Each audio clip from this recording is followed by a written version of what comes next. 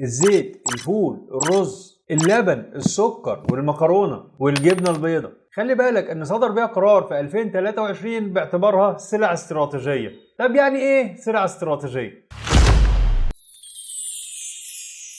يعني ممنوع حبسها عن التداول عن طريق إخفائها أو عدم طرحها للبيع أو الامتناع عن بيعها بأي صورة تانية. وفي حالة ده حصل من البائع أو المنتج أو الموزع أو حتى من المورد بيتعاقب بنص المادة 71 من قانون حماية المستهلك. بمعنى إن اللي هيعمل كده هيتعاقب بالحبس مدة لا تقل عن سنة وغرامة لا تقل عن 100,000 جنيه.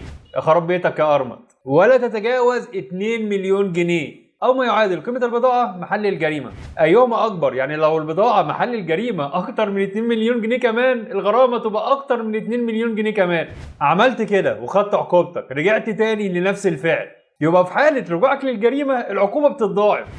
حبسك للمنتجات دي القانون بيعتبرها جريمة. مش قلت لك سلعة استراتيجية؟ في حالة العود الحبس بيكون مدة لا تقل عن 2 وما تزيدش عن 5 سنين، وقيمة الغرامة كمان تتضاعف.